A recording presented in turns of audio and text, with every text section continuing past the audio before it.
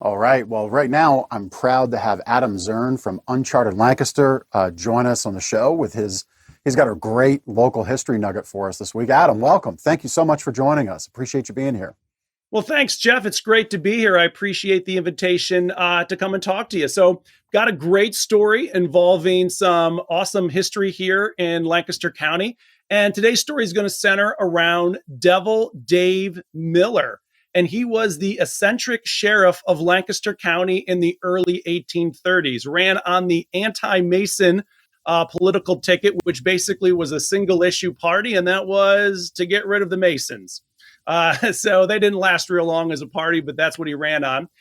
Miller is a native son of the town of Lampeter, at the time called Lampeter Square. A lot of people think Lampeter is named after a town in Wales, but there's another story that says it's actually named after a handicapped tavern owner by the name of Peter. And so people would say, and they affectionately called him Lame Peter. I don't know how politically correct that is today, but they would say, hey, let's go down and see Lame Peter and we'll get a beer. Let's go down and see Lame Peter and we'll get something to eat. And eventually the name just kind of became Lame Peter. So that's a little tidbit there and where Devil Dave Miller comes from. But Dave's got two great stories. One was from 1834, serving again as Lancaster County Sheriff.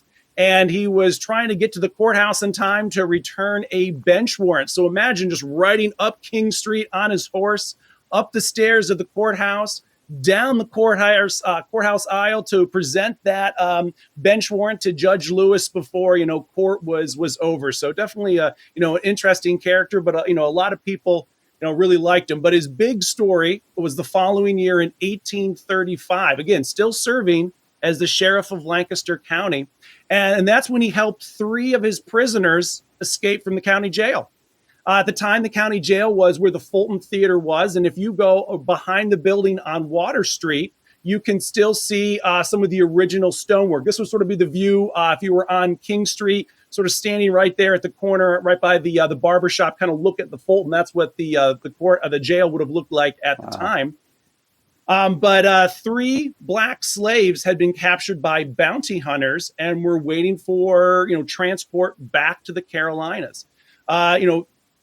Miller didn't make a big deal of it then, but he was a staunch abolitionist. And one night before transport was arranged, he walked into the prison, unlocked the door that held the three captured slaves, and walked on out. And the two women and one of their sons was able to escape.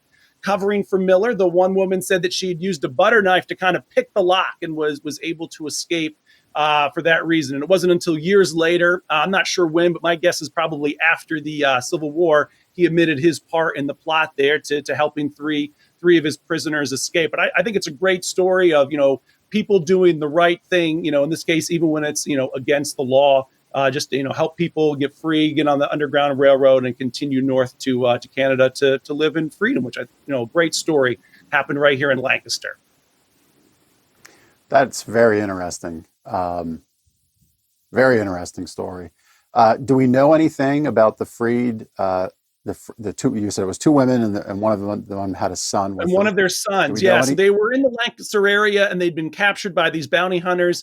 And at the time, again, this is, not that long before the Civil War. While Pennsylvania didn't, have slavery, the laws of the time allowed bounty hunters to come in and capture them. And then, you would had to provide sort of, legal services to get them back to these slave states. And people like Miller worked hard to, get these people, north to Canada and free, or just not be caught. But as to where they ended up or anything more than what I told you, that one of those kind of lost to the mists of time, their exact details and everything.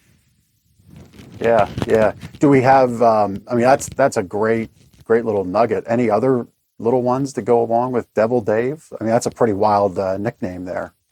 So, yeah, do we know what he did to earn that name?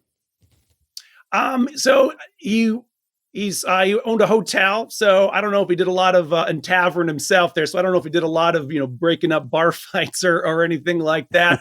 But again, it's interesting the history. You'll read like the histories of annals of Lancaster County from the 1880s, and the details there can be a little sparse on exactly what people did to earn these names. Just that He was this, wild and character, but a lot of people seem to like him. And I'm sure he made some friends helping the escaped slaves, break out of jail. I'm sure if the wrong people found out, that would have earned him a lot of enemies, though, as well at the same time.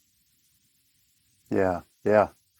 Well, that's really a great history nugget for this week. Really appreciate you sharing with us. So there we go, right on the screen, right on time. I was going to ask, and for our listeners, why don't you tell them how they can get more of your history prowess and excitement?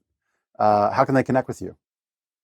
Sure, they can find me on the internet, obviously, at unchartedlancaster.com. I'm on social media, and I basically like to do two things. One, just highlight interesting pieces of Lancaster County history, sometimes more in the unknown category, and then often as an incentive to go and visit some of the places I'm talking about. I've created like these little self-guided adventures that people can go on, and you learn some history, you find a little bit of treasure at the end, and you get to ride off into the sunset, whistling the theme from Raiders of the Lost Ark. So it's win-win for everybody. Nice. Love it, love it. Well, Adam, thanks so much for joining us. If you're looking for something fun to do, it looks like Adam might have a little tour for you on a Saturday afternoon to check out. So make sure you go to Uncharted Lancaster, learn all the great details about that and what Adam's up to, and some of the unknown history that we have right here in our own backyard. Thanks for joining us, Adam. Hey, thanks, Jeff. I'll talk to you later. Remember, this show is also available as a podcast. You can find the links for it at lancasterconnects.com. Please share, comment about the video you're watching, whether it's the full show, the clips. Please comment, tell a friend about the show. Sharing really is caring. You can do us a tremendous favor. Share it, comment on it, give us the love reaction when you love the clip. It would really help us out. All right.